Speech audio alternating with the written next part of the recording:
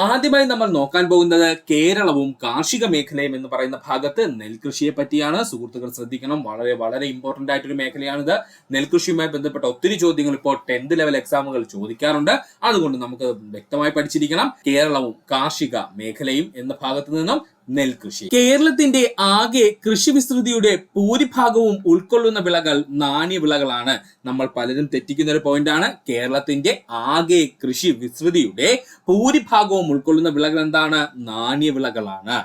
കേരളത്തിൽ പ്രധാനമായും കൃഷി ചെയ്യുന്ന നാണ്യവിളകളാണ് റബ്ബർ, കുരുമുളക്, തെങ്ങ്, ഏലം, കശുമാവ്, തേയില, കാപ്പി. പഠിച്ചോളനെ, കേരളത്തില് പ്രധാനമായും കൃഷി ചെയ്യുന്ന നാണ്യവിളകൾ ഏതൊക്കെയാ? റബ്ബർ, കുരുമുളക്, തെങ്ങ്, ഏലം, കശുമാവ്, തേയില, കാപ്പി എന്നിവയാണ്. കേരളത്തിൽ കൃഷി ചെയ്യുന്ന പ്രധാന ഭക്ഷ്യവിളകൾ ഏതൊക്കെയാന്ന് ചോദിച്ചാൽ അത് നെല്ല്, മരിച്ചീനി, പയറുവർഗ്ഗങ്ങളാണ്. കേരളത്തിലെ പ്രധാനമായിട്ടും കൃഷി ചെയ്യുന്ന ഭക്ഷ്യവിളകളാണ് ചോദിക്കുന്നതെങ്കിൽ ഏതൊക്കെയാ? നെല്ല്, മരിച്ചീനി, പയറുവർഗ്ഗങ്ങൾ എന്നിവയാണ്. അതിൽ നെല്ലിനെ പറ്റിയിട്ടാണ് നമ്മൾ പഠിക്കാൻ പോകുന്നത്. നമുക്ക് നോക്കാം നെൽകൃഷി.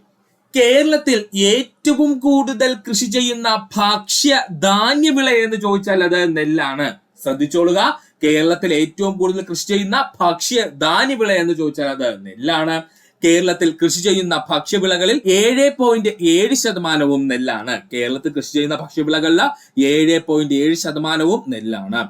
കേരളത്തിലെ മുഖ്യ ഭക്ഷ്യവിള എന്നറിയപ്പെടുന്നത് നെല്ല്. കേരളത്തിലെ മുഖ്യ ഭക്ഷ്യവിള എന്നറിയപ്പെടുന്നത് എന്താണ്? നെല്ലാണ്. കേരളത്തിൽ പ്രാമുഖ്യമുള്ള നെൽകൃഷി എന്ന് ചോദിച്ചാൽ അത് മുണ്ടകൻ നെൽകൃഷിയാണ്. അതിനെപ്പറ്റി നമുക്ക് പറയാം. കേരളത്തിലെ പ്രാമുഖ്യമുള്ള നെൽകൃഷി എന്ന് ചോദിച്ചു കഴിഞ്ഞാൽ അത് മുണ്ടകൻ നെൽകൃഷിയാണ്.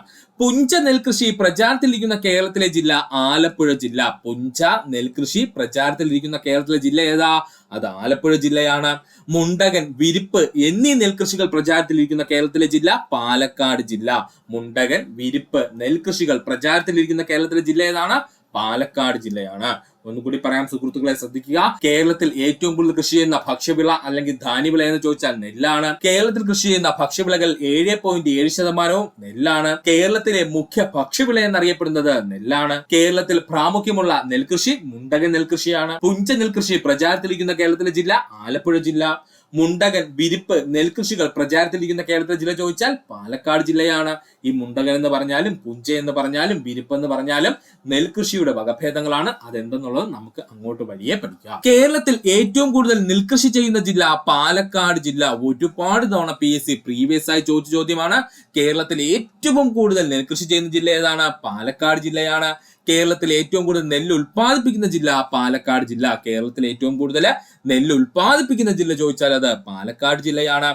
കേരളത്തിലെ മൊത്തം നെല്ലുൽപാദനത്തിന്റെ 39% സംഭാവന ചെയ്യുന്ന ജില്ല പാലക്കാട് ജില്ല. കേരളത്തിന്റെ മൊത്തം നെല്ലുൽപാദനത്തിന്റെ 39% സംഭാവന ചെയ്യുന്ന ജില്ല ഏതാ?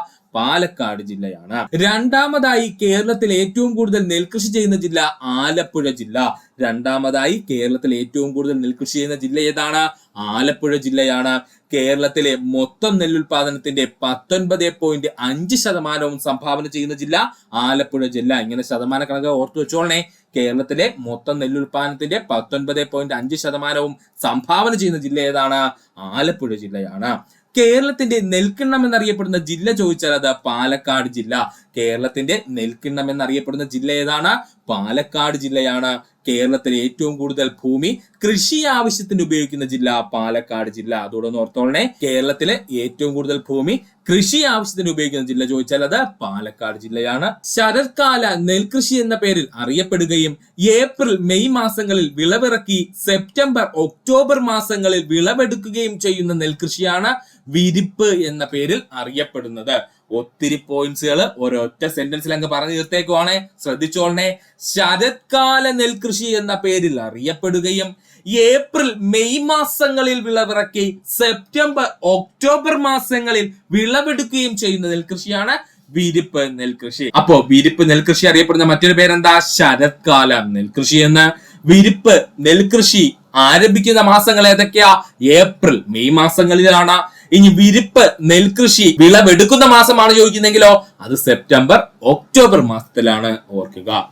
ഒന്നാം വിള എന്ന പേരിൽ അറിയപ്പെടുന്ന നെൽകൃഷി വിരിപ്പ് നെൽകൃഷി. ഒന്നാം വിള എന്ന പേരിൽ അറിയപ്പെടുന്ന നെൽകൃഷി ഏതാണ്? വിരിപ്പ് നെൽകൃഷിയാണ്. അപ്പോ ശീതകാല നെൽകൃഷി എന്നറിയപ്പെടുകയും സെപ്റ്റംബർ ഒക്ടോബർ മാസങ്ങളിൽ വിളവിറക്കുകയും ഡിസംബർ ജനുവരി മാസങ്ങളിൽ വിളവെടുക്കുകയും ചെയ്യുന്ന നെൽകൃഷിയാണ് മുണ്ടകൻ നെൽകൃഷി എന്നറിയപ്പെടുന്നത്. അപ്പൊ ഇവിടെ പഠിക്കേണ്ട പോയിന്റ്സ് എന്തൊക്കെയാ? ശീതകാല നെൽകൃഷി എന്നറിയപ്പെടുന്നത് മുണ്ടകൻ നെൽകൃഷിയാണ്. മുണ്ടകൻ നെൽകൃഷി ആരംഭിക്കുന്ന മാസം സെപ്റ്റംബർ ഒക്ടോബർ മാസത്തിലാണ്. മുണ്ടകൻ നെൽകൃഷിയുടെ വിളവെടുക്കുന്ന മാസം ഏതാണ്? അത് ഡിസംബർ ജനുവരി മാസത്തിലുമാണ്, ഓർക്കുക. രണ്ടാം വിള എന്ന പേരിൽ അറിയപ്പെടുന്ന നെൽകൃഷി മുണ്ടകൻ. രണ്ടാം വിള എന്ന പേരിൽ അറിയപ്പെടുന്ന നെൽകൃഷി ഏതാ? മുണ്ടകൻ നെൽകൃഷിയാണ്. വേനൽക്കാല നെൽകൃഷി എന്നറിയപ്പെടുകയും ഡിസംബർ ജനുവരി മാസത്തിൽ വിളവിറക്കി മാർച്ച് ഏപ്രിൽ മാസത്തിൽ വിളവെടുക്കുകയും ചെയ്യുന്ന നെൽകൃഷി രീതിയാണ് പുഞ്ച നെൽകൃഷി. ഓർക്കണേ, വേനൽക്കാല കൃഷി എന്ന പേരിൽ അറിയപ്പെടുകയും ഡിസംബർ ജനുവരി മാസങ്ങളിൽ വിളവിറക്കി മാർച്ച് ഏപ്രിൽ മാസങ്ങളിൽ വിളവെടുക്കുകയും ചെയ്യുന്ന നെൽകൃഷി രീതിയാണ് പുഞ്ച നെൽകൃഷി. ഇവിടെ പഠിക്കേണ്ട പോയിന്റ്സ് എന്തൊക്കെയാ? വേനൽക്കാല നെൽകൃഷി എന്നറിയപ്പെടുന്നത് പുഞ്ചകൃഷിയാണ്. പുഞ്ച നെൽകൃഷിയുടെ വിളവെടുക്കുന്ന മാസം ഏതൊക്കെയാ? അത് മാർച്ച് ഏപ്രിൽ മാസങ്ങളിലാണ്. വൃശ്ചികം ധനു മാസങ്ങളിൽ ആരംഭിക്കുന്ന നെൽകൃഷി പുഞ്ച നെൽകൃഷി. ഓർത്തോളനെ, മലയാള മാസങ്ങളൂടെ പഠിച്ചോളനെ, ഇമ്പോർട്ടന്റ് ആണ്. വൃശ്ചികം ധനു മാസങ്ങളിൽ ആരംഭിക്കുന്ന നെൽകൃഷി എന്നറിയപ്പെടുന്നത് പുഞ്ചകൃഷിയാണ്. കന്നിമാസത്തിൽ വിളവെടുക്കുന്ന നെൽകൃഷി പുഞ്ചകൃഷി. കന്നിമാസത്തിൽ വിളവെടുക്കുന്ന നെൽകൃഷി എന്നറിയപ്പെടുന്നത് ഏതാ? അത് പുഞ്ചകൃഷിയാണ്. മൂന്നാം വിള എന്ന പേരിൽ അറിയപ്പെടുന്ന നെൽകൃഷി കാലമാണ് പുഞ്ച നെൽകൃഷി കാലം. ഓർക്കണേ, മൂന്നാം വിള എന്ന പേരിൽ അറിയപ്പെടുന്ന നെൽകൃഷി കാലം എന്ന് ചോദിച്ചാൽ അത് പുഞ്ച നെൽകൃഷിയാണ്. അതോടെ സുഹൃത്തുക്കളെന്ന് ഓർക്കുക. ഇനി നമുക്ക് നോക്കാനുള്ളത് പ്രധാന നെല്ലിനങ്ങളാണ്. എന്താണ് പ്രധാന നെല്ലിനങ്ങൾ? കേരളത്തിൽ ഉപ്പിന്റെ അംശമുള്ള പ്രദേശങ്ങളിൽ കൃഷി ചെയ്യപ്പെടുന്ന അത്യുൽപാദന ശേഷിയുള്ള നെല്ലിനമാണ് ഏഴോം എന്ന് പറയുന്ന നെല്ലിനം. കേരളത്തിൽ ഉപ്പിന്റെ അംശമുള്ള പ്രദേശങ്ങളിൽ കൃഷി ചെയ്യപ്പെടുന്ന അത്യുൽപാദന ശേഷിയുള്ള നെല്ലിനം അറിയപ്പെടുന്ന പേരാണ് ഏഴോം. കൈപ്പാട് പാടങ്ങളിലെ കൃഷിക്കായി വികസിപ്പിച്ചെടുത്ത നെല്ലിനം എന്നറിയപ്പെടുന്നത് ഏഴോമാണ്. കൈപ്പാട് പാടങ്ങളിലെ കൃഷിക്കായി വികസിപ്പിച്ചെടുത്ത നെല്ലിനം എന്നറിയപ്പെടുന്നത് ഏഴോമാണ്. കൈപ്പാട് പാടങ്ങൾ എന്ന് പറഞ്ഞാൽ കേരളത്തിൽ ഉപ്പിന്റെ അംശം കാണപ്പെടുന്ന നെൽപ്പാടങ്ങൾ അറിയപ്പെടുന്ന പേരാണ് കൈപ്പാട് പാടങ്ങൾ എന്ന്. ഇവിടെ കൃഷി ചെയ്യാനായിട്ട് വികസിപ്പിച്ചെടുത്ത നെല്ലിനമാണ് ഏഴോം നെല്ലിനം. കൈപ്പാട് പാടങ്ങൾക്ക് പ്രസിദ്ധമായ കേരളത്തിലെ ജില്ലകൾ കോഴിക്കോട്, കണ്ണൂര്, കാസർഗോഡ് ജില്ലകൾ. കൈപ്പാട് പാടങ്ങൾക്ക് പ്രസിദ്ധമായിട്ടുള്ള കേരളത്തിലെ ജില്ലകൾ ഏതൊക്കെയാ? കോഴിക്കോട്, കണ്ണൂര്, കാസർഗോഡ് ജില്ലകളാണ്. വൈറ്റമിനെ സമ്പുഷ്ടമായ നെല്ലിനമാണ് സുവർണ. വൈറ്റമിനെ സമ്പുഷ്ടമായ നെല്ലിനം ഏതാണ്? സുവർണയാണ്. വെള്ളക്കെട്ടുള്ള സ്ഥലങ്ങളിൽ കൃഷി ചെയ്യുന്ന കേരളത്തിലെ നെല്ലിനമാണ് കൗങ്ങിൻ പൂത്താല. വെള്ളക്കെട്ടുള്ള സ്ഥലങ്ങളിൽ കൃഷി ചെയ്യുന്ന കേരളത്തിലെ നെല്ലിനം ഏതാണ്? കൗങ്ങിൻ പൂത്താല. പ്രമേഹ രോഗികൾക്ക് കഴിക്കുവാൻ നിർദ്ദേശിക്കുന്ന ഔഷധ നെല്ലിനം കൗങ്ങിൻ പൂത്താല. പ്രമേഹ രോഗികൾക്ക് കഴിക്കുവാൻ നിർദ്ദേശിക്കുന്ന ഔഷധ നെല്ലിനം ഏതാണ്? കൗങ്ങിൻ പൂത്താലയാണ്. കേരളത്തിൽ കൃഷി ചെയ്യുന്ന ഔഷധ ഗുണമുള്ള നെല്ലിനം നവര. കേരളത്തിൽ കൃഷി ചെയ്യുന്ന ഔഷധ ഗുണമുള്ള നെല്ലിനമാണ് നവര. ഭൗമസൂചിക പദവി ലഭിച്ച കേരളത്തിലെ നെല്ലിനം ചോദിച്ചാൽ അതും നവരയാണ്. ഭൗമസൂചിക പദവി ലഭിച്ച കേരളത്തിലെ നെല്ലിനം ഏതാണ്? നവരയാണ്. വയനാട് ജില്ലയുടെ പരമ്പരാഗത സുഗന്ധ നെല്ലിനങ്ങളാണ് ഗന്ധകശാലയും ജീരകശാലയും. ഇത് രണ്ടും PSC പ്രീവിയസ് ആയി ചോദിച്ചിട്ടുള്ളതാണ്. വയനാട് ജില്ലയിലെ പരമ്പരാഗത സുഗന്ധ നെല്ലിനങ്ങളാണ് ഗന്ധകശാലയും ജീരകശാലയും. ബുദ്ധിമാന്റെ നെല്ല് എന്നറിയപ്പെടുന്ന നെല്ലിനം പൊക്കാളി. ബുദ്ധിമാന്റെ നെല്ല് എന്നറിയപ്പെടുന്ന നെല്ലിനം ഏതാണ്? പൊക്കാളി. ഈ കഴിഞ്ഞൊരു 10th ലെവൽ എക്സാമിന് ചോദിച്ചതേ ഉള്ളൂ. ബുദ്ധിമാന്റെ നെല്ല് എന്നറിയപ്പെടുന്ന നെല്ലിനം ഏതാ? അത് പൊക്കാളിയാണ്. ലവണാംശമുള്ള ചതുപ്പ് നിലങ്ങളിൽ യഥേഷ്ടം കൃഷി ചെയ്യാൻ കഴിയുന്ന നെല്ലിനം പൊക്കാളി. ലവണാംശമുള്ള ചതുപ്പ് നിലങ്ങളിൽ യഥേഷ്ടം കൃഷി ചെയ്യാൻ കഴിയുന്ന നെല്ലിനം ഏതാണ്? പൊക്കാളിയാണ്. കേരളത്തിൽ കോൾ നിലങ്ങളിൽ കൃഷി ചെയ്യുന്ന നെല്ലിനം പൊക്കാളി. കേരളത്തിലെ കോൾ നിലങ്ങളിൽ കൃഷി ചെയ്യുന്ന പ്രധാനപ്പെട്ട നെല്ലിനം ഏതാണ്? പൊക്കാളിയാണ്. ഓർക്കുക. സമുദ്രനിരപ്പിൽ നിന്നും താഴെ സ്ഥിതി ചെയ്യുന്ന വയൽപ്പാടങ്ങൾ അറിയപ്പെടുന്ന പേരാണ് കോൾ നിലങ്ങൾ. സമുദ്രനിരപ്പിൽ നിന്നും താഴെ സ്ഥിതി ചെയ്യുന്ന വയൽപ്പാടങ്ങൾ അറിയപ്പെടുന്ന പേരെന്താ? കോൾ നിലങ്ങൾ എന്നാണ്. കോൾ നിലങ്ങൾക്ക് പ്രസിദ്ധമായ കേരളത്തിലെ ജില്ലകൾ തൃശൂർ ജില്ലയും മലപ്പുറം ജില്ലയും. ഇമ്പോർട്ടന്റ് ആണ്. കേരളത്തിലെ കോൾ നിലങ്ങൾക്ക് പ്രശസ്തമായിട്ടുള്ള ജില്ലകൾ ഏതൊക്കെയാ? തൃശൂർ ജില്ലയും മലപ്പുറം ജില്ലയും. പടുവം എന്ന പേരിൽ നെൽവയലുകൾ കാണപ്പെടുന്ന കേരളത്തിലെ ജില്ല തിരുവനന്തപുരം ജില്ല. പടുവം എന്ന പേരിൽ അറിയപ്പെടുന്ന നെൽവയലുകൾ കാണപ്പെടുന്ന കേരളത്തിലെ ജില്ല ഏതാണ്? തിരുവനന്തപുരം ജില്ലയാണ്. കേരളത്തിൽ നെൽകൃഷി ചെയ്യുന്ന പ്രധാന നെല്ലിനങ്ങളാണ് അന്നപൂർണ, രോഹിണി, ത്രിവേണി, ജ്യോതി, സ്വർണപ്രഭ, കൈരളി, കാർത്തിക, അരുണ, രേവതി, ഓണം, വർഷ, ചിങ്ങം, ജയ, ശബരി, പവിഴ, വൈറ്റില, 1, 2, നിള, വെള്ളപ്പൊന്നി. ഇതിനകത്ത് വെള്ളപ്പൊന്നി, അതുപോലെ അന്നപൂർണ, രോഹിണി, ത്രിവേണി, ജ്യോതി, സ്വർണപ്രഭ, കൈരളി എന്നിവയൊക്കെ PSC പ്രീവിയസ് ആയി ചോദിച്ചതാണ്. അതുകൊണ്ട് ഈ പറഞ്ഞിരിക്കുന്ന പ്രധാനപ്പെട്ട നെല്ലിനം എല്ലാം സുഹൃത്തുക്കൾ പഠിച്ചു വെക്കുക. ഒന്നുകൂടി പറഞ്ഞുതരാം അവ ഏതൊക്കെയെന്നാ. കേരളത്തിൽ കൃഷി ചെയ്യുന്ന പ്രധാന നെല്ലിനങ്ങൾ ഏതൊക്കെയാ? അന്നപൂർണ, രോഹിണി, ത്രിവേണി, ജ്യോതി, സ്വർണപ്രഭ, കൈരളി, കാർത്തിക, അരുണ, രേവതി, ഓണം, വർഷ, ചിങ്ങം, ജയ, ശബരി, പവിഴ, വൈറ്റില, 1, 2, നീള, വെള്ളപ്പൊന്നി. ഈ കഴിഞ്ഞൊരു PSC എക്സാമിന് വെള്ളപ്പൊന്നിയായിരുന്നു ചോദിച്ചിരുന്നത്. അതുകൂടെ സുഹൃത്തുക്കളൊന്ന് ഓർക്കുക. ഇനി നമുക്ക് നോക്കുവാനുള്ളത് കേരള കാർഷിക സർവകലാശാലയുടെ കീഴിലുള്ള പ്രധാനപ്പെട്ട നെല്ല് ഗവേഷണ കേന്ദ്രങ്ങളാണ്. കേരള കാർഷിക സർവകലാശാലയുടെ കീഴിലുള്ള പ്രധാന നെല്ല് ഗവേഷണ കേന്ദ്രങ്ങൾ: മങ്കൊമ്പ്, ആലപ്പുഴ ജില്ല. മങ്കൊമ്പ്, ആലപ്പുഴ ജില്ല. കായംകുളം, ആലപ്പുഴ ജില്ല. കായംകുളം, ആലപ്പുഴ ജില്ല. വൈറ്റില, എറണാകുളം ജില്ല. വൈറ്റില, എറണാകുളം ജില്ല. പട്ടാമ്പി, പാലക്കാട് ജില്ല. പട്ടാമ്പി, പാലക്കാട് ജില്ല. ഈ പറഞ്ഞിരിക്കുന്ന 4 പ്രധാനപ്പെട്ട നെല്ല് ഗവേഷണ കേന്ദ്രങ്ങളും PSC ഒരുപാട് തവണ പ്രീവിയസ് ആയി ചോദിച്ചതാണ്. അതുകൊണ്ട് നമുക്കത് വ്യക്തമായിട്ട് പഠിക്കണം. ഒന്നുകൂടി പറയാം സുഹൃത്തുക്കളെ, ശ്രദ്ധിക്കുക. കേരള കാർഷിക സർവകലാശാലയുടെ കീഴിലുള്ള പ്രധാന നെല്ല് ഗവേഷണ കേന്ദ്രങ്ങൾ ഏതൊക്കെയാ? മങ്കൊമ്പ്, ആലപ്പുഴ ജില്ല. കായംകുളം, ആലപ്പുഴ ജില്ല. വൈറ്റില, എറണാകുളം ജില്ല.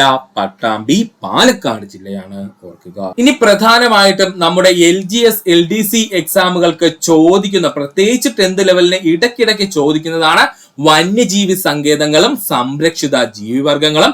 അതുകൂടെ നമുക്കൊന്ന് നോക്കാം. വന്യജീവി സങ്കേതങ്ങളും സംരക്ഷിത ജീവിവർഗങ്ങളും. സ്നോ ലെപ്പേർഡ് അഥവാ ഹിമപ്പുലിക്ക് പ്രസിദ്ധമായ കേരളത്തിലെ ദേശീയോദ്യാനം ഹെമീസ് ദേശീയോദ്യാനം.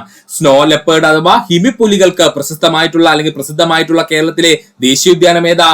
ഹെമീസ് ദേശീയോദ്യാനമാണ്. കൃഷ്ണമൃഗങ്ങളുടെ സംരക്ഷണാർത്ഥം ആരംഭിച്ച ദേശീയോദ്യാനമാണ് വേലവഥാർ ദേശീയോദ്യാനം, ഗുജറാത്ത്. ഉറപ്പായിട്ടും ചോദിക്കും. കൃഷ്ണമൃഗങ്ങളുടെ സംരക്ഷണാർത്ഥം ആരംഭിച്ച ദേശീയോദ്യാനം ഏതാ? വേലവഥാർ ദേശീയോദ്യാനം, ഗുജറാത്ത്. ഒറ്റക്കൊമ്പൻ കാണ്ടാമൃഗങ്ങളുടെ സംരക്ഷണാർത്ഥം ആരംഭിച്ച ദേശീയോദ്യാനം കാസിരംഗ ദേശീയോദ്യാനം, ആസാമാണ്. ഒരുപാട് തവണ PSC പ്രീവിയസ് ആയി ചോദിച്ച ചോദ്യം. ഒറ്റക്കൊമ്പൻ കാണ്ടാമൃഗങ്ങൾ അല്ലെങ്കിൽ 1 ഹോൺഡ് റൈനോസിന്റെ സംരക്ഷണാർത്ഥം ആരംഭിച്ച ദേശീയോദ്യാനം എന്ന് ചോദിച്ചാൽ അത് കാസിരംഗ ദേശീയോദ്യാനം, ആസാം സംസ്ഥാനത്തിന്റെ ഭാഗം. വെള്ളക്കടുവകൾക്ക് പ്രസിദ്ധമായ മൃഗശാലയാണ് നന്ദൻ കാനൻ. ഇത് ഭുവനേശ്വർ, ഒഡീഷയിലാണ് സ്ഥിതി ചെയ്യുന്നത്. വെള്ളക്കടുവകൾക്ക് പ്രശസ്തമായിട്ടുള്ള മൃഗശാല സ്ഥിതി ചെയ്യുന്നത് നന്ദൻ കാനനത്തിലാണ്. ഇത് ഭുവനേശ്വർ അഥവാ ഒഡീഷ സംസ്ഥാനത്തിന്റെ ഭാഗമാണ്. കാട്ടുകഴുതകൾക്ക് പ്രസിദ്ധമായ വന്യജീവി സങ്കേതമാണ് റാൻ ഓഫ് കച്ച്. ഇത് ഗുജറാത്ത് സംസ്ഥാനത്തിലാണ് സ്ഥിതി ചെയ്യുന്നത്. കാട്ടുകഴുതകൾക്ക് പ്രസിദ്ധമായ വന്യജീവി സങ്കേതമാണ് റാൻ ഓഫ് കച്ച്. ഇത് ഗുജറാത്ത് സംസ്ഥാനത്തിന്റെ ഭാഗമാണ്. ഗംഗാ ഡോൾഫിന്റെ സംരക്ഷണത്തിന് പ്രസിദ്ധമായ വന്യജീവി സങ്കേതമാണ് വിക്രംശില വന്യജീവി സങ്കേതം, ബീഹാറിലാണ്. ഇപ്പൊ അങ്ങോട്ട് ചോദിച്ചതേ ഉള്ളേ. ഗംഗാ ഡോൾഫിന്റെ സംരക്ഷണത്തിന് പ്രസിദ്ധമായിട്ടുള്ള വന്യജീവി സങ്കേതം വിക്രംശില വന്യജീവി സങ്കേതം സ്ഥിതി ചെയ്യുന്നത് ബീഹാറിലാണ്. സ്വർണ്ണക്കുരങ്ങുകൾക്ക് പ്രസിദ്ധമായ ദേശീയ ഉദ്യാനമാണ് മനാസ് ദേശീയ ഉദ്യാനം, ആസാം സംസ്ഥാനത്തിന്റെ ഭാഗമാണിത്. സ്വർണ്ണക്കുരങ്ങുകൾക്ക് പ്രസിദ്ധമായ ദേശീയ ഉദ്യാനമാണ് മനാസ് ദേശീയ ഉദ്യാനം സ്ഥിതി ചെയ്യുന്നത് ആസാം സംസ്ഥാനത്തിലാണ്. ഉപ്പുജല മുതലയ്ക്ക് പ്രസിദ്ധമായ ദേശീയ ഉദ്യാനം ഭിട്ടാർകണിക ദേശീയ ഉദ്യാനം, ഒഡീഷ സംസ്ഥാനത്ത് സ്ഥിതി ചെയ്യുന്നു. ഉപ്പുജല മുതലകൾക്ക് പ്രസിദ്ധമായ ദേശീയോദ്യാനം ഭിട്ടാർകണിക ദേശീയോദ്യാനം, ഒഡീഷ സംസ്ഥാനത്തിന്റെ ഭാഗമായിട്ട് സ്ഥിതി ചെയ്യുന്നു. ഇന്ത്യൻ കാണ്ടാമൃഗങ്ങൾക്ക് പ്രസിദ്ധമായ ദേശീയോദ്യാനം ഗോരുമാര ദേശീയോദ്യാനം, പശ്ചിമ ബംഗാള്. ഇന്ത്യൻ കാണ്ടാമൃഗങ്ങൾക്ക് പ്രസിദ്ധമായിട്ടുള്ള ദേശീയോദ്യാനം ഏതാണ്? ഗോരുമാര ദേശീയോദ്യാനം, പശ്ചിമ ബംഗാള്. സൈബീരിയൻ കൊക്കുകൾക്ക് പ്രസിദ്ധമായ ദേശീയോദ്യാനം കേവലദേവ് ദേശീയോദ്യാനം, രാജസ്ഥാൻ. ഓർത്തോളനെ, സൈബീരിയൻ കൊക്കുകൾക്ക് പ്രസിദ്ധമായിട്ടുള്ള ദേശീയോദ്യാനം ഏതാ ഇന്ത്യയില്? കേവലദേവ് ദേശീയോദ്യാനം, രാജസ്ഥാനാണ്. ഒലീവ് റിഡിലി ആമകളുടെ പ്രജനനത്തിന് പ്രസിദ്ധമായ വന്യജീവി സങ്കേതം ചോദിച്ചു കഴിഞ്ഞാൽ അത് ഗാഹിർമാത ബീച്ചാണ്. ഇത് ഭിട്ടാർകണിക വന്യജീവി സങ്കേതത്തിന്റെ ഭാഗമാണ്, ഒഡീഷ സംസ്ഥാനത്ത് സ്ഥിതി ചെയ്യുന്നു. തെറ്റിപ്പോവലെ. ഒലീവ് റിഡിലി ആമകളുടെ പ്രജനനത്തിന് പ്രസിദ്ധമായ വന്യജീവി സങ്കേതം ചോദിച്ചാൽ ഒലീവ് റിഡിലി ആമകൾ എന്ന് പറയുന്നത് കടലാമകളാണ്. അതുകൊണ്ട് തന്നെ അവ എവിടെയാണ്? ബീച്ചിലായിരിക്കും മുട്ടയിടുന്നത്. അതുകൊണ്ട് ആ ബീച്ചിന്റെ പേരെന്താ? ഗാഹിർമാത ബീച്ച്. ഗാഹിർമാത ബീച്ച് സ്ഥിതി ചെയ്യുന്നത് എവിടെയാ? ഭിട്ടാർകനിക വന്യജീവി സങ്കേതത്തിന്റെ ഭാഗമായിട്ടാണ്. ഇത് ഒഡീഷ സംസ്ഥാനത്ത് സ്ഥിതി ചെയ്യുന്നു, ഓർക്കുക. ഇനി നമുക്ക് നോക്കുവാനുള്ളത് ഐക്യ കേരള പ്രസ്ഥാനം അല്ലെങ്കിൽ മൂവ്മെന്റ് ആണ്. അതിന്റെ ടൈം ലൈൻ ആണ് പഠിക്കാനുള്ളത്. വളരെ വളരെ ഇമ്പോർട്ടന്റ് ആണ്. പ്രത്യേകിച്ച് 10th ലെവൽ പരീക്ഷകളിൽ എടുത്തു ചോദിക്കുന്ന ടോപ്പിക്കാണ് ഐക്യ കേരള പ്രസ്ഥാനം അല്ലെങ്കിൽ മൂവ്മെന്റ്. അതുമായി ബന്ധപ്പെട്ട ഒരു ടൈം ലൈൻ നമുക്ക് പഠിക്കാം. ഐക്യ കേരള പ്രസ്ഥാനം ടൈം ലൈന് ആദ്യമായി നമുക്ക് പഠിക്കേണ്ട വർഷം 1921 ആണ്. ഒന്നാം കേരള സംസ്ഥാന രാഷ്ട്രീയ സമ്മേളനം 1921 ഏപ്രിൽ 23 മുതൽ ഏപ്രിൽ 26 വരെ ഒറ്റപ്പാലത്ത് നടന്നു. ഒന്നാം കേരള സംസ്ഥാന രാഷ്ട്രീയ സമ്മേളനം 1921 ഏപ്രിൽ 23 മുതൽ 26 വരെ എവിടെ നടന്നു? ഒറ്റപ്പാലത്ത് നടന്നു. ഒന്നാം കേരള സംസ്ഥാന രാഷ്ട്രീയ സമ്മേളനത്തിന്റെ അധ്യക്ഷത വഹിച്ചത് ടി പ്രകാശമായിരുന്നു. ഒന്നാം കേരള സംസ്ഥാന രാഷ്ട്രീയ സമ്മേളനത്തിന് അധ്യക്ഷത വഹിച്ചത് ആരാ? ടി പ്രകാശമായിരുന്നു. ഈ 2 പോയിന്റും PSC ഒരുപാട് തവണ പ്രീവിയസ് ആയി ചോദിച്ചതാണ്. നന്നായിട്ട് പഠിക്കാൻ ശ്രമിക്കുക. 1928 ഐക്യ കേരള പ്രമേയം പാസാക്കിയ ആദ്യത്തെ നാട്ടുരാജ്യ പ്രജാ സമ്മേളനം എറണാകുളത്ത് നടന്നു. 1928 പ്രത്യേകത എന്താ?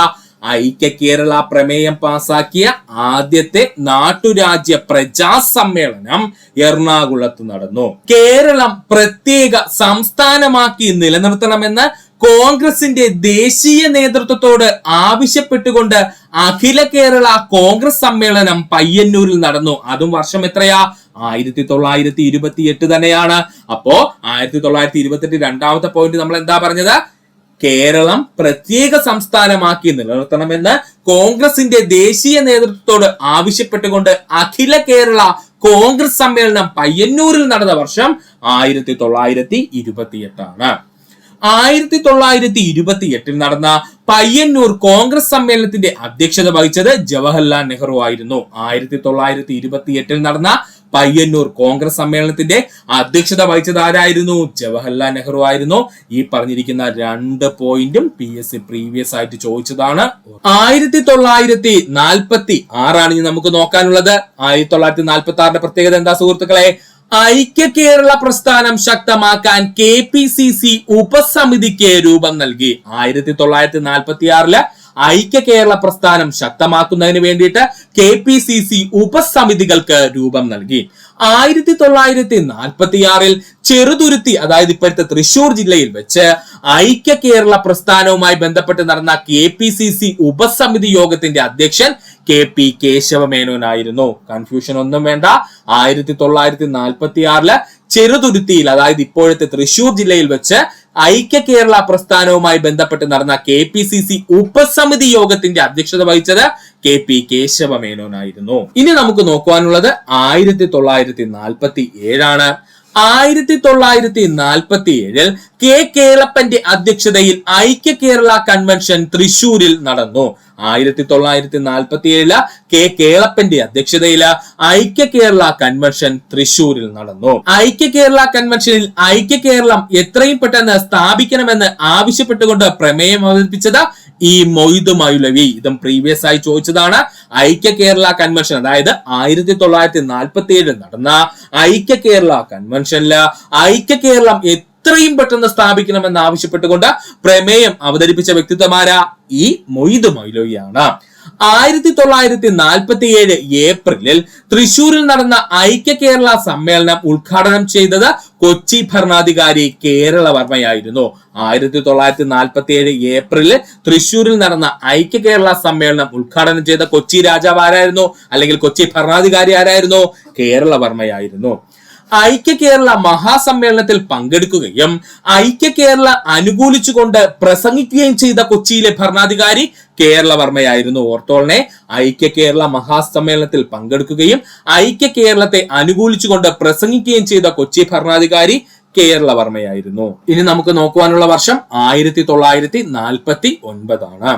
KP കേശവമേനോന്റെ അധ്യക്ഷതയിൽ 1949 നവംബറിൽ ഐക്യ കേരള സമ്മേളനം പാലക്കാട് നടന്നു. 1949 KP കേശവമേനോന്റെ അധ്യക്ഷതയിൽ ഐക്യ കേരള സമ്മേളനം എവിടെയാ നടന്നത്? പാലക്കാട് നടന്നു.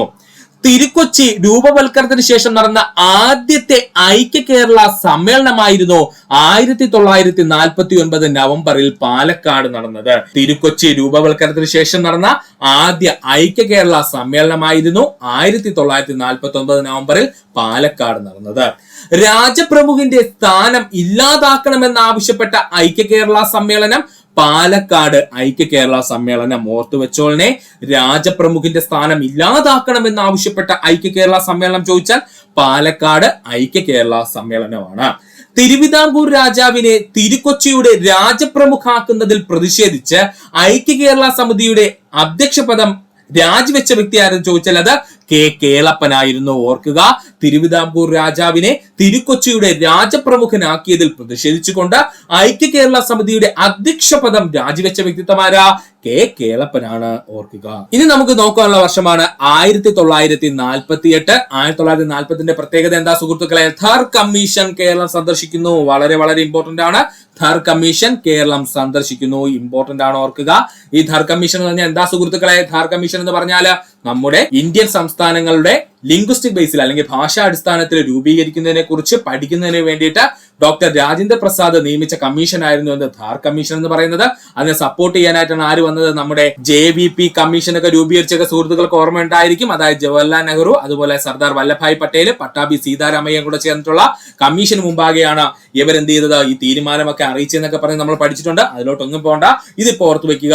ധാർ കമ്മീഷൻ കേരളം സന്ദർശിച്ച വർഷം 1948 ആണ്. 1948 ഫെബ്രുവരിയിൽ കെ കേളപ്പന്റെ നേതൃത്വത്തിൽ കേരള സംസ്ഥാനം രൂപവൽക്കരണം സംബന്ധിച്ച നിവേദനം പ്രധാനമന്ത്രിക്ക് സമർപ്പിക്കുന്നതിനായി ഒരു സംഘം ന്യൂഡൽഹിയിലേക്ക് യാത്ര ചെയ്തു. 1948 ഫെബ്രുവരിയിൽ കെ കേളപ്പന്റെ നേതൃത്വത്തിൽ കേരള സംസ്ഥാന രൂപവൽക്കരണം സംബന്ധിച്ച നിവേദനം പ്രധാനമന്ത്രിക്ക് സമർപ്പിക്കുന്നതിനായി ഒരു സംഘം ന്യൂഡൽഹിയിലേക്ക് യാത്ര തിരിച്ചു. ഓർക്കുക, 1948 ഫെബ്രുവരിയിൽ കെ കേളപ്പന്റെ നേതൃത്വത്തില് കേരള സംസ്ഥാന രൂപവൽക്കരണം സംബന്ധിച്ച നിവേദനം പ്രധാനമന്ത്രിക്ക് സമർപ്പിക്കുന്നതിനായി ഒരു സംഘം എങ്ങോട്ട് സഞ്ചരിച്ചു? ന്യൂഡൽഹിയിലേക്ക് യാത്ര തിരിച്ചു. ഭരണ സൗകര്യം മുൻനിർത്തിക്കൊണ്ട് സംസ്ഥാന സംഘടന നടത്തണമെന്ന് ധാർ കമ്മീഷൻ നിർദ്ദേശിക്കുകയും ചെയ്തു. അപ്പോ കേരളം സന്ദർശിച്ച ശേഷം ധാർ കമ്മീഷൻ എന്താണ് അവിടെ റിപ്പോർട്ട് കൊടുത്തത്? ഭരണ സൗകര്യം മുൻനിർത്തിക്കൊണ്ട് സംസ്ഥാന സംഘടന നടത്തണമെന്ന് ധാർ കമ്മീഷൻ നിർദ്ദേശിക്കുകയും ചെയ്തു. ഓർക്കുക, ഇങ്ങനെയുള്ള 3 പ്രധാനപ്പെട്ട കാര്യങ്ങളാണ് 1948 നടന്നത്. ഓർക്കുക. ഇനി ഏറ്റവും പരമപ്രധാനമായ വർഷത്തിലേക്ക് നമ്മൾ കടക്കാൻ പോവുകയാണ്. 1956 നവംബർ മാസം 1-ാം തീയതി. നമുക്ക് ഒരിക്കലും മറക്കാൻ പാടില്ലാത്ത ഇയറാണ് 1956 നവംബർ മാസം 1-ാം തീയതി. 1956 നവംബർ 1-ന് 5 ജില്ലകൾ മാത്രമുള്ള സംസ്ഥാനമായി കേരളം രൂപീകരിക്കപ്പെടുന്നു. 1956 നവംബർ 1-ന് 5 ജില്ലകൾ മാത്രമുള്ള സംസ്ഥാനമായി കേരളം രൂപീകരിക്കപ്പെടുന്നു. കേരള സംസ്ഥാനം രൂപീകരണ വേളയിൽ 5 ജില്ലകളാണ് കേരളത്തിനുണ്ടായിരുന്നത്. ഏതൊക്കെയായിരുന്നത്? തിരുവനന്തപുരം, കൊല്ലം, കോട്ടയം, തൃശ്ശൂര്, മലബാർ. ചില ടെക്സ്റ്റ് പുസ്തകങ്ങളില് ദക്ഷിണ കാനറ എന്നും കിടപ്പുണ്ട്. പക്ഷേ നമ്മുടെ ഗവൺമെന്റ് സൈറ്റുകളിൽ ദക്ഷിണ കാനറ എന്നുണ്ടായതായിട്ട് പറയുന്നില്ല. അതുകൊണ്ട് കേരള സംസ്ഥാന രൂപീകരണ വേളയിൽ ഉണ്ടായിരുന്ന 5 ജില്ലകൾ ഏതൊക്കെയായിരുന്നു? തിരുവനന്തപുരം, കൊല്ലം, കോട്ടയം, തൃശ്ശൂര്, മലബാർ എന്നിവയായിരുന്നു. കേരള സംസ്ഥാന രൂപീകരണത്തിന് മുമ്പ് കേരളം തിരുവിതാംകൂർ, കൊച്ചി, മലബാർ എന്നീ 3 മേഖലകളായാണ് കാണപ്പെട്ടിരുന്നത്. കേരള സംസ്ഥാനം രൂപീകരിക്കുന്നതിന് മുമ്പ് കേരളം തിരുവിതാംകൂർ, കൊച്ചി, മലബാർ എന്നീ 3 മേഖലകളായാണ് കാണപ്പെട്ടിരുന്നത്. സ്വാതന്ത്ര്യാനന്തര രൂപം കൊണ്ട 4 തരം സംസ്ഥാനങ്ങളില് തിരുവിതാംകൂർ, കൊച്ചി എന്നീ നാട്ടുരാജ്യങ്ങൾ പാർട്ട് ബിയിലാണ് ഉൾപ്പെട്ടിരുന്നത്. തിരുവിതാംകൂറിന്റെ ഭാഗമായി വരുന്ന തോവാള, അഗസ്തീശ്വരം, കൽക്കുളം, വിളവൻകോട് എന്നീ പ്രദേശങ്ങൾ മദിരാശി സംസ്ഥാനത്തിന്റെ ഭാഗമായ കന്യാകുമാരി ജില്ലയില് കൂട്ടിച്ചേർത്തു. ഓർക്കുക, തിരുവിതാംകൂറിന്റെ ഭാഗമായിരുന്ന തോവാള, അഗസ്തീശ്വരം, കൽക്കുളം, വിളവൻകോട് എന്നീ പ്രദേശങ്ങള് മദിരാശി സംസ്ഥാനത്തിന്റെ ഭാഗമായി കന്യാകുമാരിയിൽ കൂട്ടിച്ചേർത്തു. തെക്കൻ കർണാടകം അഥവാ ദക്ഷിണ കാനറയുടെ ഭാഗമായിരുന്ന കാസർഗോഡ്, ഹോസ്ദുർഗ് എന്നീ പ്രദേശങ്ങൾ കേരളത്തിനോട് കൂട്ടിച്ചേർത്തു.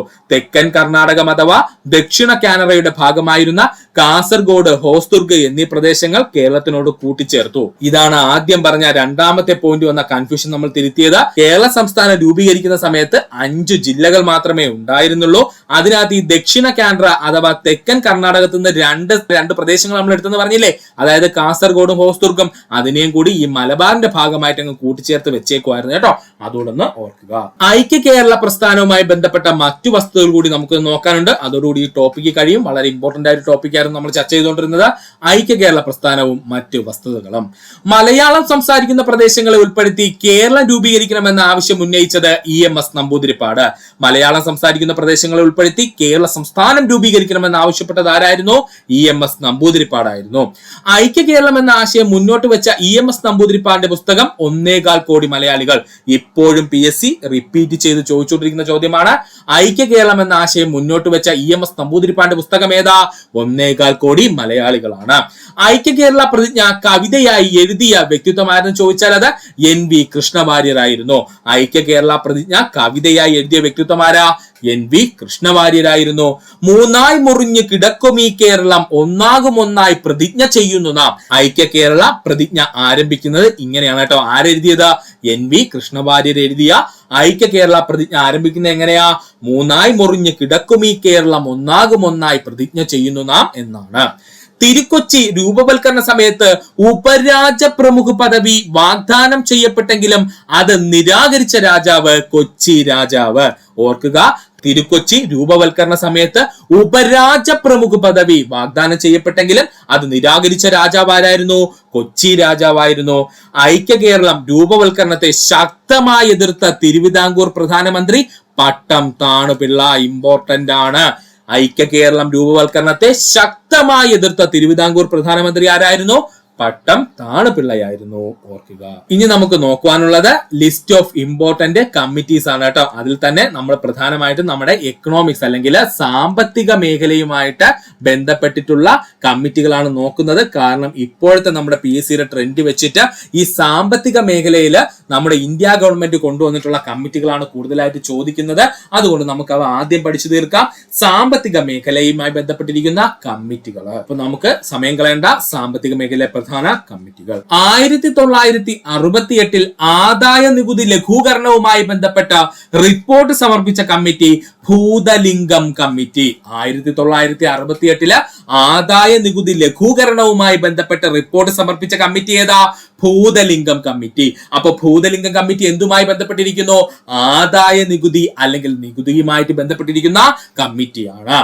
റീജിയണൽ റൂറൽ ബാങ്കുകൾ സ്ഥാപിക്കുന്നതുമായി ബന്ധപ്പെട്ടിരിക്കുന്ന റിപ്പോർട്ട് സമർപ്പിച്ച കമ്മിറ്റിയാണ് നരസിംഹം കമ്മിറ്റി. ഇപ്പൊ അങ്ങോട്ട് ചോദിച്ചതേ ഉള്ളൂ.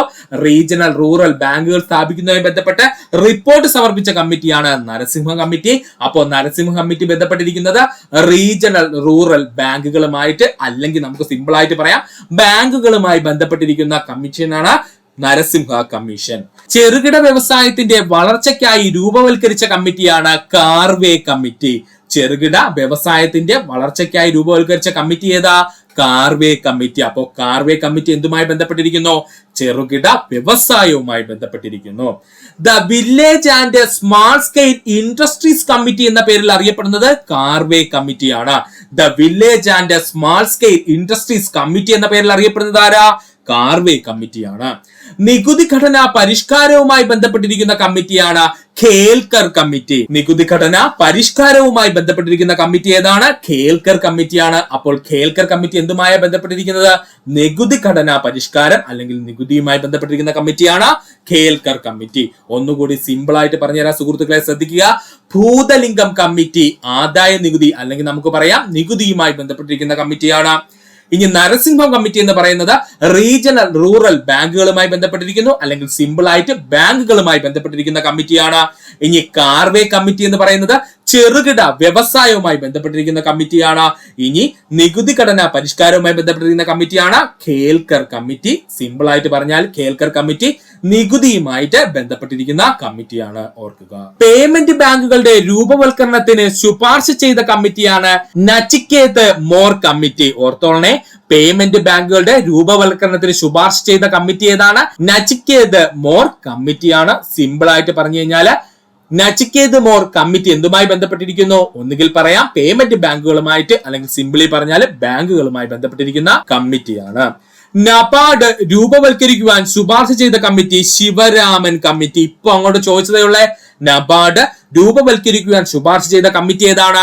ശിവരാമൻ കമ്മിറ്റിയാണ്. അപ്പോൾ ശിവരാമൻ കമ്മിറ്റി ഏതുമായി ബന്ധപ്പെട്ടിരിക്കുന്നു? നബാർഡിന്റെ രൂപവൽക്കരണവുമായി ബന്ധപ്പെട്ടിരിക്കുന്നു. ഇന്ത്യയിലെ സ്വകാര്യ മേഖലാ ബാങ്കുകളുടെ നിലവിലുള്ള ഉടമസ്ഥത, മാർഗനിർദ്ദേശങ്ങളും കോർപ്പറേറ്റ് ഘടനയും പുനഃപരിശോധിക്കുന്നതിന് വേണ്ടി രൂപീകരിച്ച കമ്മിറ്റിയാണ് PK മൊഹന്തി കമ്മിറ്റി. സ്വകാര്യ മേഖലാ ബാങ്കുകളുടെ നിലവിലുള്ള ഉടമസ്ഥത, മാർഗനിർദ്ദേശങ്ങളും കോർപ്പറേറ്റ് ഘടനയും പുനഃപരിശോധിക്കുന്നതിന് വേണ്ടി രൂപീകരിച്ച കമ്മിറ്റിയാണ് PK മൊഹന്തി കമ്മിറ്റി. അപ്പോ PK മൊഹന്തി കമ്മിറ്റി എന്തുമായി ബന്ധപ്പെട്ടിരിക്കുന്നു? ഇന്ത്യയിലെ സ്വകാര്യ ബാങ്ക് മേഖലയുമായിട്ട് ബന്ധപ്പെട്ടിരിക്കുന്ന കമ്മിറ്റിയാണ് ഏതാ? PK Mohanty committee. COVID-19 ദേശീയ സമ്പദ് വ്യവസ്ഥയിലും സാമ്പത്തിക സ്ഥിരതയിലും ചെലുത്തിയ ആഘാതം പഠിക്കുന്നതിന് വേണ്ടി രൂപീകരിച്ച കമ്മിറ്റിയാണ് രാജീവ് മെഹർഷി കമ്മിറ്റി. COVID-19 ദേശീയ സമ്പദ് വ്യവസ്ഥയിലും സാമ്പത്തിക സ്ഥിരതയിലും ചെലുത്തിയ ആഘാതം പഠിക്കുന്നതിന് വേണ്ടി രൂപീകരിച്ച കമ്മിറ്റിയാണ് രാജീവ് മെഹർഷി കമ്മിറ്റി. വായ്പ പുനഃക്രമീകരണത്തിനുള്ള പാരാമീറ്ററുകൾ ക്രമീകരിക്കുന്നതിന് വേണ്ടി രൂപീകരിച്ച കമ്മിറ്റിയാണ് KV കാമത്ത് കമ്മിറ്റി, അല്ലെങ്കിൽ KV കാമത്ത് കമ്മിറ്റി. വായ്പ പുനഃക്രമീകരണത്തിനുള്ള പാരാമീറ്ററുകൾ ക്രമീകരിക്കുന്നതിന് വേണ്ടി രൂപീകരിച്ച അല്ലെങ്കിൽ രൂപവൽക്കരിച്ച കമ്മിറ്റിയാണ് KV കാമത്ത് കമ്മിറ്റി. ഓർക്കുക, കയറ്റുമതിക്കായുള്ള ഡ്യൂട്ടി റീഇംബേഴ്സ്മെന്റ് സ്കീമിന് കീഴിലുള്ള പരിധി നിരക്കുകൾ നിർണ്ണയിക്കുന്നതിന് അല്ലെങ്കിൽ തീരുമാനിക്കുന്നതിന് വേണ്ടി രൂപീകരിച്ച കമ്മിറ്റിയാണ് GK പിള്ള കമ്മിറ്റി. മലയാളിയാണ്, അതുകൊണ്ട് ഇമ്പോർട്ടന്റ് ആയിട്ട് ഓർക്കുക. കയറ്റുമതിക്കാർക്കുള്ള ഡ്യൂട്ടി റീപേയ്മെന്റ് സ്കീമിന് കീഴിലുള്ള പരിധി നിരക്കുകൾ തീരുമാനിക്കുന്നതിന് വേണ്ടി രൂപീകരിച്ച കമ്മിറ്റിയാണ് GK പിള്ള കമ്മിറ്റി. അപ്പോൾ GK പിള്ള കമ്മിറ്റി എന്തുമായി ബന്ധപ്പെട്ടിരിക്കുന്നു? കയറ്റുമതിക്കാരുമായിട്ടുള്ള അല്ലെങ്കിൽ കയറ്റുമതി ഡ്യൂട്ടി റീഇംബേഴ്സ്മെന്റ് സ്കീമുമായിട്ട് ബന്ധപ്പെട്ടിരിക്കുന്നു. ഡിജിറ്റൽ പേയ്മെന്റുകൾ സുഗമമാക്കുന്നതിന് ഇന്ത്യയിൽ നിലവിലുള്ള QR കോഡ് സംവിധാനം അവലോകനം ചെയ്യുകയും ശുപാർശ സമർപ്പിക്കുകയും ചെയ്ത കമ്മിറ്റിയാണ് പ്രൊഫസർ DB പതക് കമ്മിറ്റി. ഓർക്കുക, ഡിജിറ്റൽ പേയ്മെന്റ് സുഗമമാക്കുന്നതിന് ഇന്ത്യയിൽ നിലവിലുള്ള QR കോഡ് സംവിധാനം അവലോകനം ചെയ്ത് ശുപാർശ സമർപ്പിക്കുകയും ചെയ്ത കമ്മിറ്റിയാണ് പ്രൊഫസർ DB പതക് കമ്മിറ്റി. അപ്പോ പ്രൊഫസർ DB പതക് കമ്മിറ്റി എന്തുമായി ബന്ധപ്പെട്ടിരിക്കുന്നു? ഡിജിറ്റൽ പേയ്മെന്റുകളുമായിട്ട് ബന്ധപ്പെട്ടിരിക്കുന്നു. ചെറുകിട വ്യവസായങ്ങൾക്കും വ്യാപാര നയരൂപീകരണത്തിനുമായി രൂപീകരിച്ച കമ്മിറ്റിയാണ് ആബിദ് ഹുസൈൻ കമ്മിറ്റി. ചെറുകിട വ്യവസായങ്ങൾക്കും വ്യാപാര നയരൂപീകരണത്തിനുമായി രൂപീകരിച്ച കമ്മിറ്റിയാണ് ആബിദ് ഹുസൈൻ കമ്മിറ്റി. അപ്പോൾ ആബിദ് ഹുസൈൻ കമ്മിറ്റി എന്തുമായി ബന്ധപ്പെട്ടിരിക്കുന്നു? ചെറുകിട വ്യവസായങ്ങളുമായി ബന്ധപ്പെട്ടിരിക്കുന്നു. പണനയം ശുപാർശ ചെയ്ത കമ്മിറ്റിയാണ് ചക്രവർത്തി കമ്മിറ്റി. 1985 പണനയം ശുപാർശ ചെയ്ത കമ്മിറ്റിയാണ് ചക്രവർത്തി കമ്മിറ്റി. വർഷം 1985. അപ്പോ ചക്രവർത്തി കമ്മിറ്റി എന്തുമായി ബന്ധപ്പെട്ടിരിക്കുന്നു? പണനയവുമായിട്ട് ബന്ധപ്പെട്ടിരിക്കുന്നു. ഇന്ത്യയിലെ നികുതി പരിഷ്കാരങ്ങൾക്ക് ശുപാർശ ചെയ്ത കമ്മിറ്റി രാജ ചെല്ലയ്യ കമ്മിറ്റി. ഇപ്പൊ അങ്ങോട്ട് ചോദിച്ചതേയുള്ളേ, ഇന്ത്യയിലെ നികുതി പരിഷ്കാരങ്ങൾക്ക് ശുപാർശ ചെയ്ത കമ്മിറ്റിയാണ് രാജ ചെല്ലയ്യ കമ്മിറ്റി. അപ്പോ രാജ ചെല്ലയ്യ കമ്മിറ്റി എന്തുമായി ബന്ധപ്പെട്ടിരിക്കുന്നു? ഇന്ത്യയിലെ നികുതി പരിഷ്കാരങ്ങളുമായിട്ട് ബന്ധപ്പെട്ടിരിക്കുന്നു. സിമ്പിൾ ആയിട്ട് പറഞ്ഞു കഴിഞ്ഞാൽ നികുതിയുമായി ബന്ധപ്പെട്ടിരിക്കുന്ന കമ്മിറ്റിയാണ് രാജ ചെല്ലയ്യ കമ്മിറ്റി. കാർഷിക വായ്പ സംവിധാനവുമായി ബന്ധപ്പെട്ടിരിക്കുന്ന കമ്മിറ്റിയാണ് ഖുസ്രോ കമ്മിറ്റി. കാർഷിക വായ്പ സംവിധാനവുമായി ബന്ധപ്പെട്ടിരിക്കുന്ന കമ്മിറ്റി ഏതാ? ഖുസ്രോ കമ്മിറ്റിയാണ്. അതുകൂടൊന്ന് ഓർത്തു വെക്കുക. ഇനി നമ്മൾ നോക്കാൻ പോകുന്നത് ചോദ്യം പലത് ഉത്തരമൊന്ന് എന്നുള്ള മേഖലയാണ്. അവിടെ നമ്മൾ ദോലനം അഥവാ ഓസിലേഷനെ പറ്റിയിട്ടാണ് പഠിക്കാൻ പോകുന്നത്. ശ്രദ്ധിക്കുക, ദോലനം അഥവാ ഓസിലേഷൻ. ദോലനം. ക്ലോക്കിന്റെ പെൻഡുലം ഏതു തരം ചലനത്തിന് ഉദാഹരണമാണ്? ദോലനത്തിന് ഉദാഹരണമാണ്. ക്ലോക്കിന്റെ പെൻഡുലത്തിന്റെ ചലനം ഏതു തരം ചലനത്തിന് ഉദാഹരണമാ? ദോലന ചലനത്തിന് ഉദാഹരണമാണ്. വാഹനങ്ങളിലെ വൈപ്പറിന്റെ ചലനം ഏതുതരം ചലനത്തിന് ഉദാഹരണമാണ്? ദോലന ചലനത്തിന് ഉദാഹരണമാണ്. വാഹനങ്ങളിലെ വൈപ്പറിന്റെ ചലനം ഏതുതരം ചലനത്തിന് ഉദാഹരണമാണ്? ദോലന ചലനത്തിന് ഉദാഹരണമാണ്. ഒരു വസ്തു തുലനസ്ഥാനത്തെ ആസ്പദമാക്കി ഇരുവശങ്ങളിലേക്കും ചലിക്കുന്ന ചലനം ദോലന ചലനം. തുലനസ്ഥാനത്തെ ആസ്പദമാക്കി ഇരുവശത്തേക്കും ചലിക്കുന്ന ചലനം അറിയപ്പെടുന്ന പേരെന്താ? അതാണ് ദോലന ചലനം എന്ന പേരിൽ അറിയപ്പെടുന്നത്. തിരകൾ കടന്നു പോകുമ്പോൾ സമുദ്രത്തിൽ ഉണ്ടാകുന്ന ചലനം എന്താണ്? ധോലന ചലനമാണ്. തിരകൾ കടന്നു പോകുമ്പോൾ സമുദ്രത്തിൽ ഉണ്ടാകുന്ന ചലനം എന്താണ്? ധോലന ചലനമാണ്. അതുപോലെ തന്നെ ഊഞ്ഞാലിന്റെ ചലനം ഏതരം ചലനത്തിന് ഉദാഹരണമാണ്? ധോലന ചലനത്തിന് ഉദാഹരണമാണ്. ഒരുപാട് തവണ PSC പ്രീവിയസ് ആയി ചോദിച്ച ചോദ്യം. ഊഞ്ഞാലിന്റെ ചലനം ഏതരം ചലനത്തിന് ഉദാഹരണമാ? ധോലന ചലനത്തിന് ഉദാഹരണമാണ്. പക്ഷികളുടെ ആവർത്തിച്ചുള്ള ചിറകടി ധോലന ചലനത്തിന് ഉദാഹരണമാണ്. ഇങ്ങനെയുള്ള പോയിന്റ് ഒക്കെ ഓർത്ത് പഠിച്ചോളണേ. പക്ഷികളുടെ ആവർത്തിച്ചുള്ള ചിറകടി ധോലന ചലനത്തിന് ഉദാഹരണമാണ്. ആൾട്ടർനേറ്റീവ് വൈദ്യുതിയുടെ ചലനം എന്ന് പറയുന്നത് ധോലന ചലനത്തിന് ഉദാഹരണമാണ്. നമ്മുടെ AC കറണ്ടിലെ സുഹൃത്തുക്കളെ അത് തന്നെയാണ്. AC കറണ്ട് എന്ന് പറയുന്നത് ഒരു മീൻ പൊസിഷൻ അല്ലെങ്കിൽ ഒരു സീറോ പൊസിഷനിൽ നിന്നും മുകളിലേക്കും താഴേക്കും ഇങ്ങനെ പൊക്കോണ്ടിരിക്കുമല്ലേ ഒരു ഗ്രാഫിൽ കൂടെ. അപ്പൊ ഇതിനെയാണ് നമ്മൾ AC കറണ്ട് അഥവാ ആൾട്ടർനേറ്റീവ് കറണ്ട് എന്ന് പറയുന്നത്. ഈ ആൾട്ടർനേറ്റീവ് കറണ്ടിന്റെ ചലനം എന്ന് പറയുന്നത് എപ്പോഴും എങ്ങനെയായിരിക്കും? ധോലന ചലനമായിരിക്കും. അതായത് ഒരു മീൻ പൊസിഷൻ അഥവാ ഒരു സീറോ പൊസിഷൻ അല്ലെങ്കിൽ നമുക്ക് പറയാം ഒരു തുലന പൊസിഷനിലേക്ക് വരും. അതിനുശേഷം എന്ത് ചെയ്യും? മുകളിലേക്കും പോകും, താഴേക്കും പോകും. അപ്പൊ നമുക്ക് അതിന് എന്തെന്ന് പറയാം? ഓസിലേഷൻ അഥവാ എന്താണ്? ധോലന ചലനം എന്ന് പറയാം. ഭൗമാന്തർ ഭാഗത്തുള്ള ഫലകങ്ങളുടെ ചലനം എന്ന് പറയുന്നത് ധോലന ചലനമാണ്.